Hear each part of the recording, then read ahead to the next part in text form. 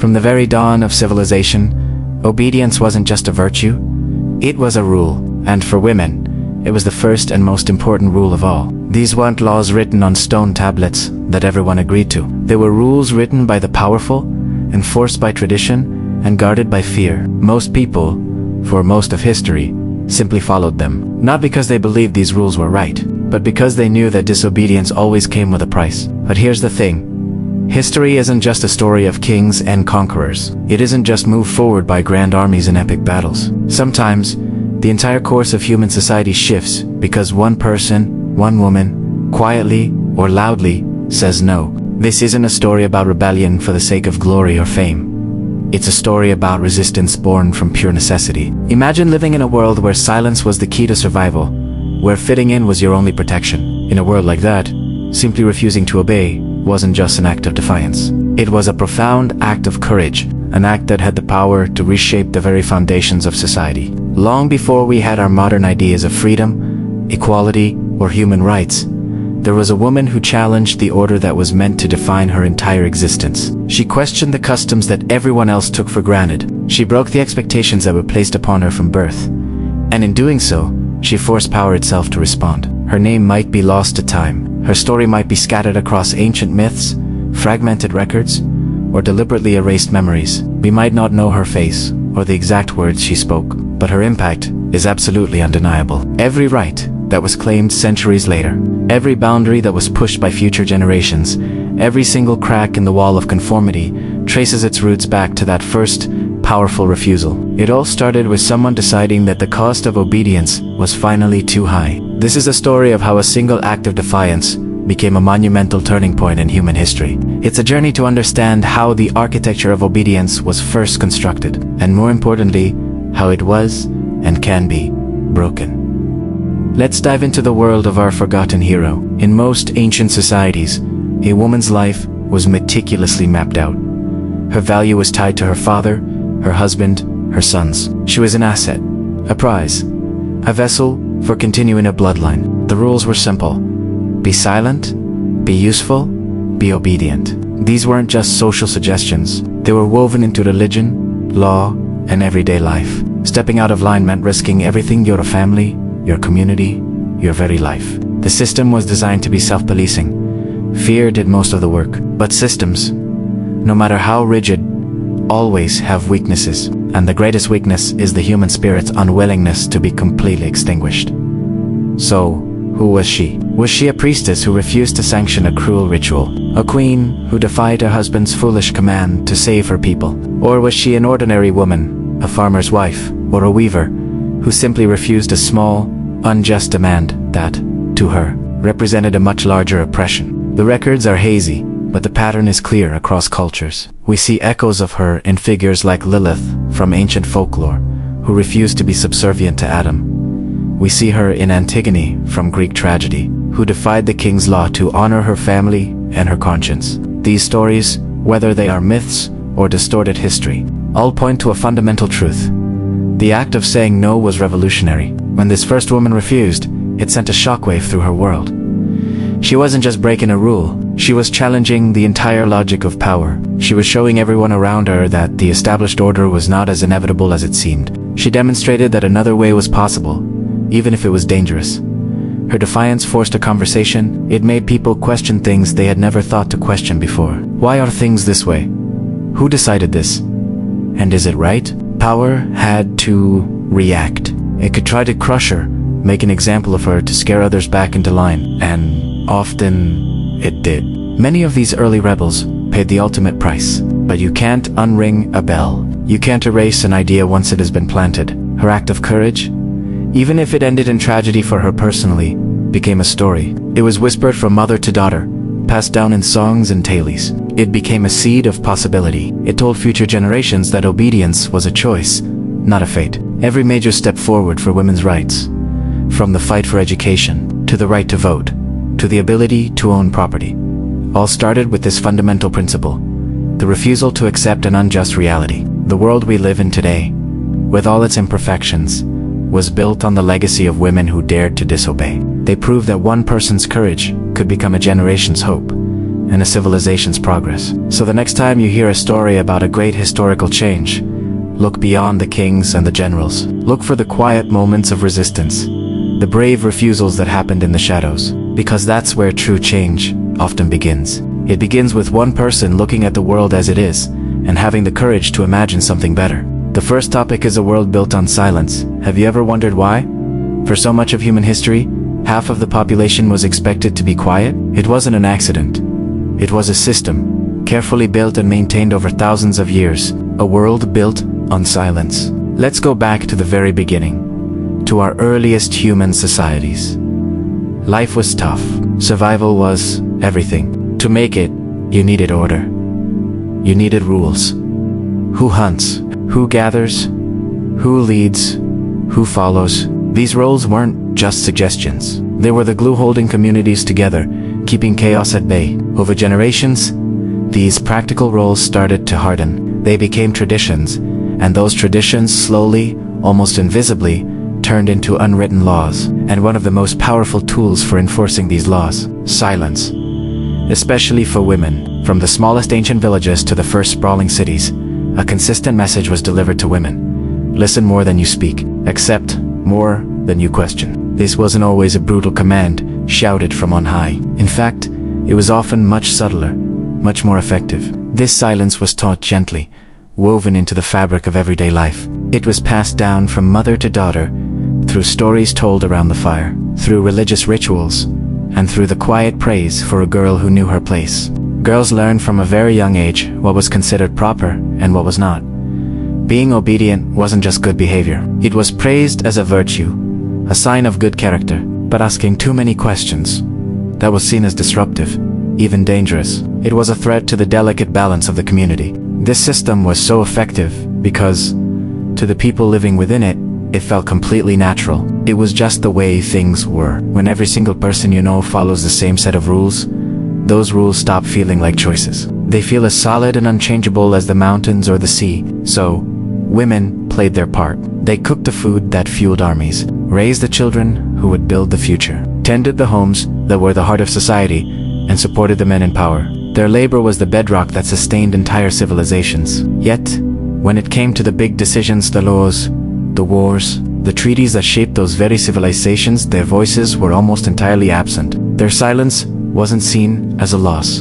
It was reframed as their duty, and fulfilling that duty was presented as a great honor. It was their contribution to the stability of the world. To make sure this structure held firm, it was reinforced from every angle. Religion, myths, and the earliest legal codes all played their part. Think about the stories and legends passed down through the ages. How many of them feature an obedient, quiet woman as the ideal heroine? The devoted wife, the patient mother, and on the flip side, how many stories warn of the chaos caused by a woman who steps out of line? She's often portrayed as cursed, immoral, or a destructive force that brings ruin upon herself and everyone around her. These weren't just entertaining tales. They were powerful tools of social control. They didn't just dictate how people should act.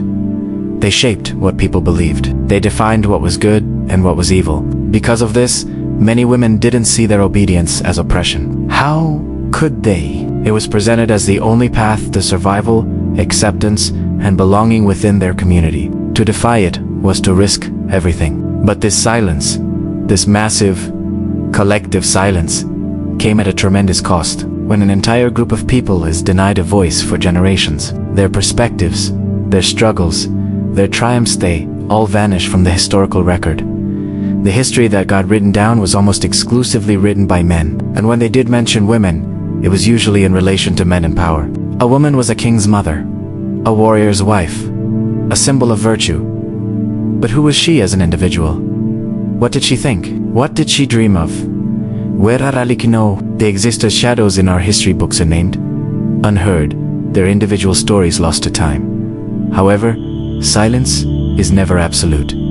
It's not a void. It's a space filled with pressure. Even in the most tightly controlled societies, where everyone seems to be in perfect alignment, there's always a tension simmering just beneath the surface. Every unspoken thought, every swallowed protest, every moment of quiet resentment, all adds to that pressure. It builds and builds over time, like water behind a dam. While the vast majority of women followed the rules, not all of them did so willingly. Some started to notice the gap between what was demanded of them and what felt just. They saw the unfairness, the imbalance. That flicker of realization was a dangerous thing. It put them at odds with their entire world, but it was also absolutely necessary, because a world built on silence might look stable from the outside, but in reality, it's incredibly fragile. Its stability depends on one single assumption, that everyone believes silence is the only option. The very moment someone dares to speak up, the moment one person refuses to obey, that illusion of unbreakable order begins to crack. And as history has shown us time and time again, before any great revolution, before any monumental shift in society,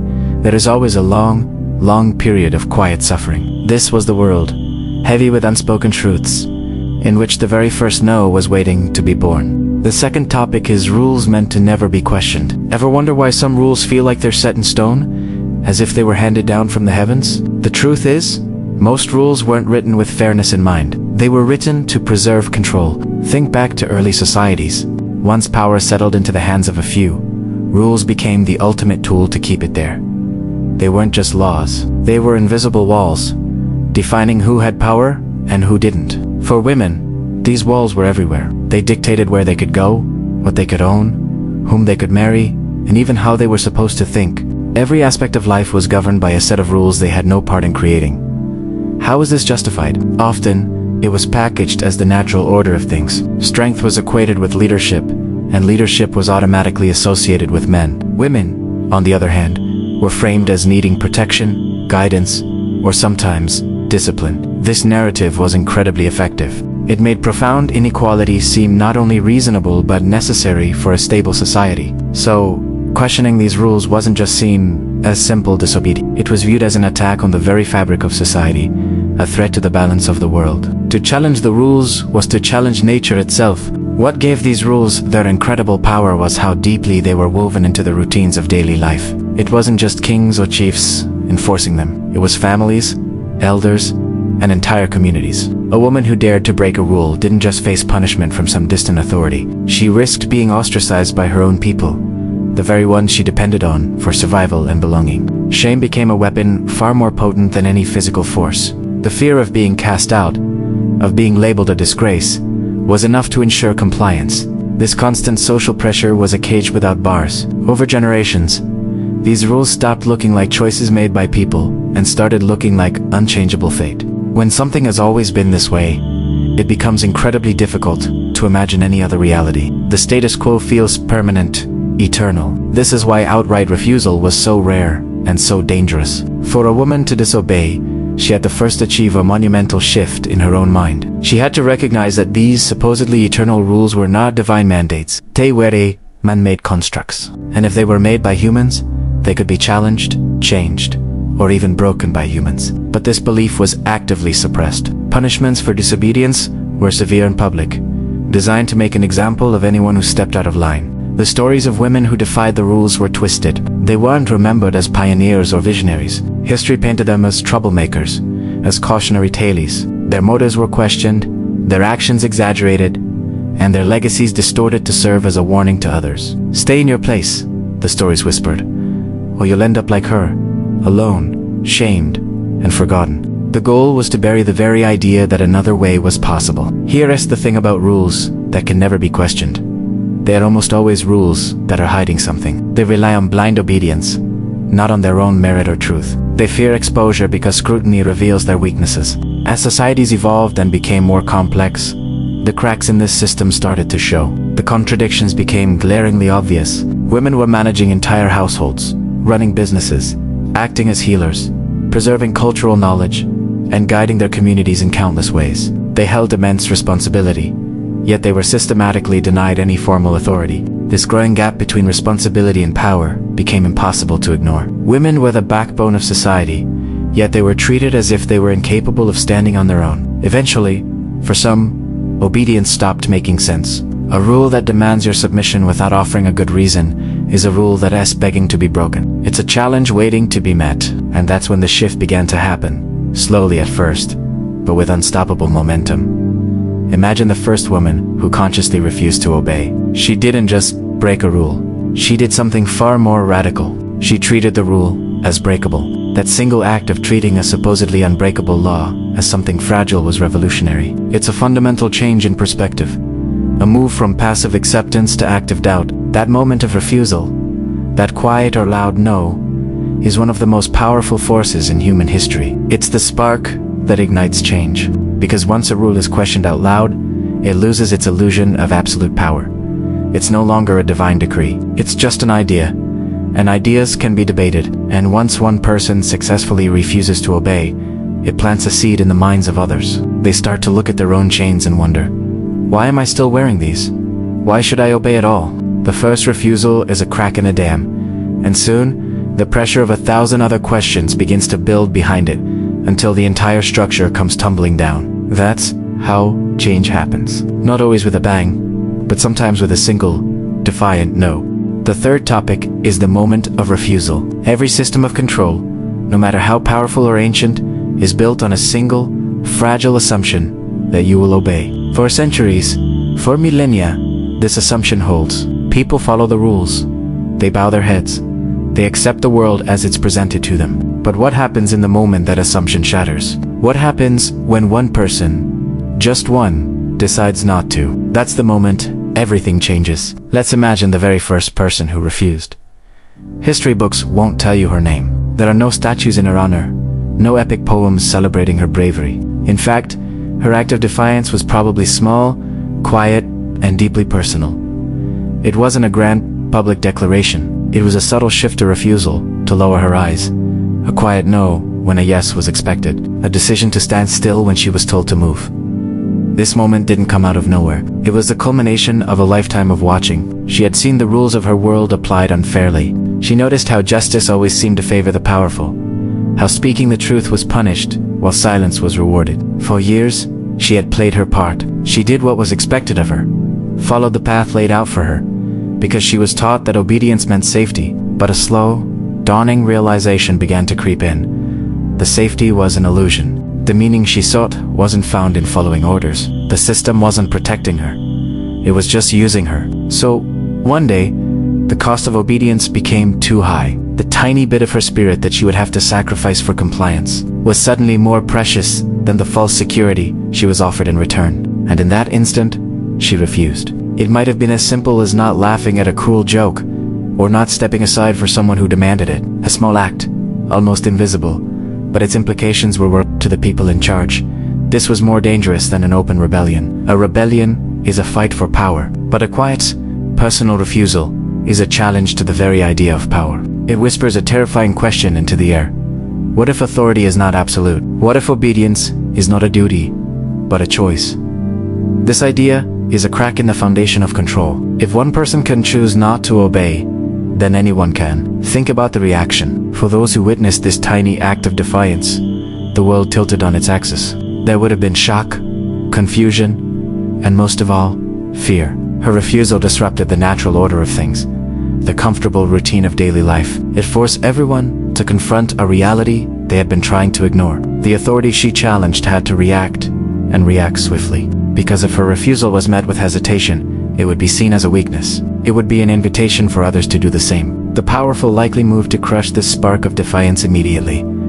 She was probably punished, ostracized, or worse. They tried to make an example of her, to show everyone the price of stepping out of line. They wanted to erase the memory of her action, to pretend it never happened, to patch the crack in their control. But they failed. Because you can punish a person, but you can't unask a question once it has been heard. Someone saw her, someone watched her stand her ground, even for a moment, and in their mind, a seed was planted. They saw that refusal was possible. They understood that the massive, intimidating structure of control was held together by belief, by collective agreement. And if that agreement could be withdrawn by one, it could be withdrawn by many. That single memory, passed down in whispers and shared glances, became a hidden current running beneath the surface of society. This is the true nature of change. It doesn't always start with armies and revolutions. It often begins with a single, anonymous act of courage. It begins when one person reclaims their own will and decides that their inner truth is more important than an external demand. This first refusal wasn't the end of the story. It was the very first sentence.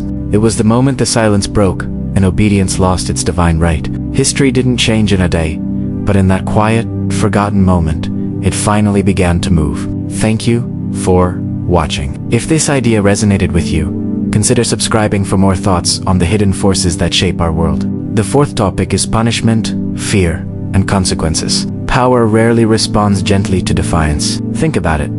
The systems that demanded absolute obedience, especially from women, depended on fear to survive. Any refusal, no matter how small, was a crack in the foundation, a threat to the entire structure. So, punishment became necessary, but it wasn't just about controlling one person. It was about sending a loud, clear, and terrifying message to everyone else. The consequences for women who dared to disobey were often severe. They were isolated from their communities, publicly shamed, stripped of their status, their homes, their children. In some cases, they were erased from memory altogether, as if they never existed. This punishment was always designed to be visible.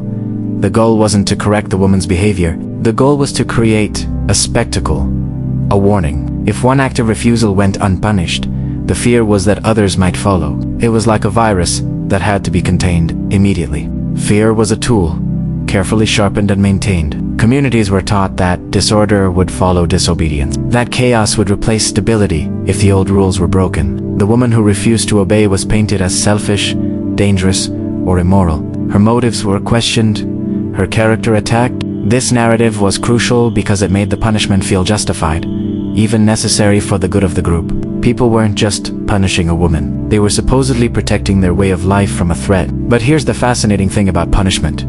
It has limits. While it can silence action, it cannot erase awareness. Every person who witnessed the consequences learned two lessons at the same time. The first lesson was the intended one. Refusal is dangerous.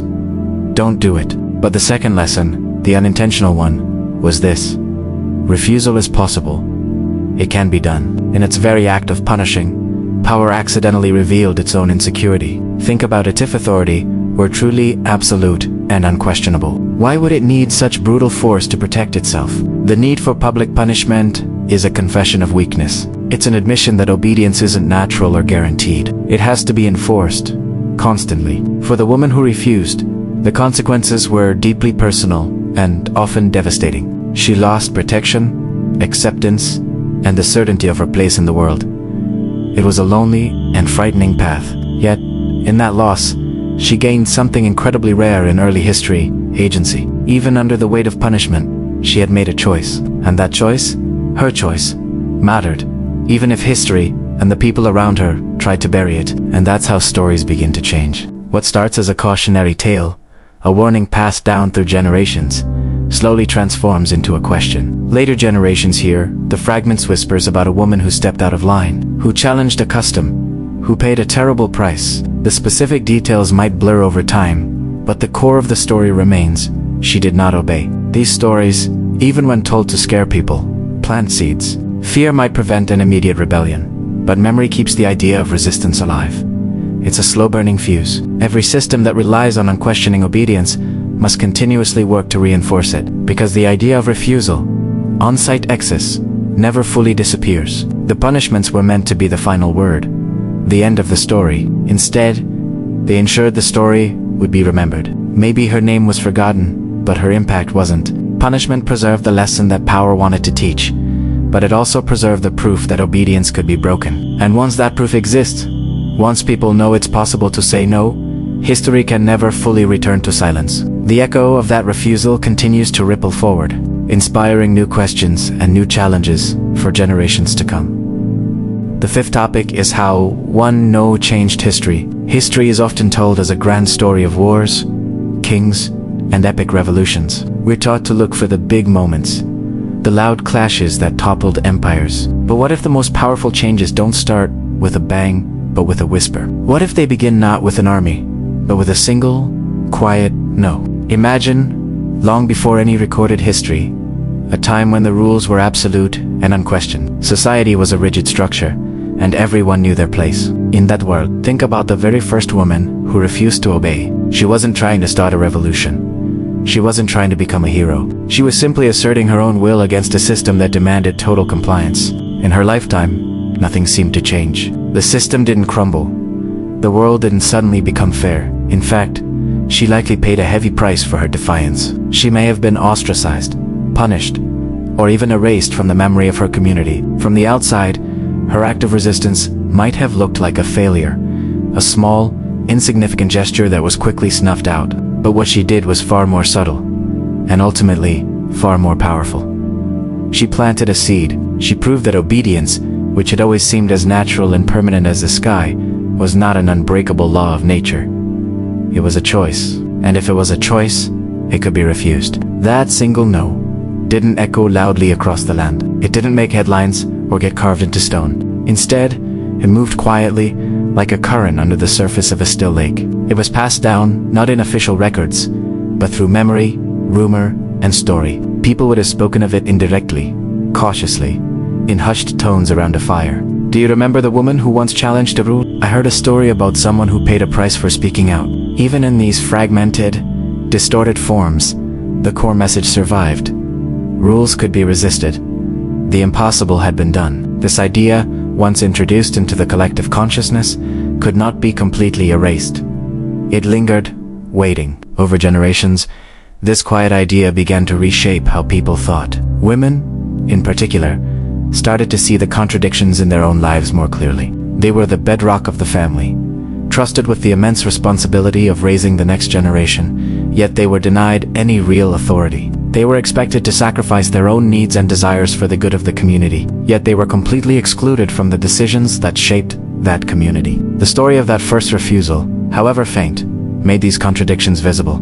It was like putting on a new pair of glasses and suddenly seeing the world in sharp focus. Once these inconsistencies were seen, they could not be unseen. The foundation of unquestioning acceptance had been cracked. Later, when other women began to challenge the status quo, their acts of defiance didn't just appear out of nowhere. They weren't isolated incidents. Whether they knew it or not, they were following a path that had already been opened. Each woman who questioned her assigned place, each one who challenged a restrictive tradition, was building upon that first, forgotten refusal. History tends to remember these moments as separate events. We learn about individual suffragettes, specific protests, or landmark legal battles, but they are all connected by a single, invisible thread. The fundamental belief that obedience is not destiny. The conviction that the way things have always been is not a good enough reason for the way things must always be. This is the true mechanism of systemic change. It rarely happens through a sudden, dramatic collapse. It happens through slow, repeated, relentless pressure. Every single refusal, no matter how small, weakens the oppressive structure just a little bit more. Every challenge forces power to justify itself, to explain why the rules are the way they are. Over time, that need for justification turns into a debate. Debate turns into public discourse, and eventually, discourse can lead to reform. The walls don't come crashing down all at once. They are worn away, stone by stone, by countless acts of resistance. So, the first woman who refused to obey changed history, not by winning a battle, but by starting the conversation. She transformed an oppressive silence into a realm of possibility. She turned a collective, unspoken fear into a shared, critical awareness. Her impact can't be measured in laws passed or monuments built, because her true legacy lives in the very fabric of our thought. It's in the space she created for doubt to exist. Today, when we see an act of disobedience and recognize it as courage rather than a crime, it's because that first boundary was crossed countless generations ago. When we celebrate whistleblowers, activists, and anyone who speaks truth to power, we are acknowledging the value of that initial no. Our modern freedoms, the ones we often take for granted, trace their deepest roots back to these ancient, anonymous acts of defiance that history tried so hard to forget. Her name is lost. Her face is unknown. We will never know the specifics of her story or the exact price she paid, but her choice remains. It echoes through time. Every time someone questions an unjust rule, every time a voice refuses to be silenced, every time a person stands up and says, "This is not right," that first no is spoken again. History may not have remembered her name, but it moved forward because she dared to speak. She proved that one person, armed with nothing but their own conviction, can alter the course of the future. The greatest changes don't always come from the powerful. Sometimes, they come from the powerless, who in a single moment of defiance, show everyone else what is possible. And that simple, powerful lesson continues to shape our world today. Thanks for watching. If this story resonated with you, Consider subscribing for more explorations into the hidden forces that shape our world. We'll see you in the next one.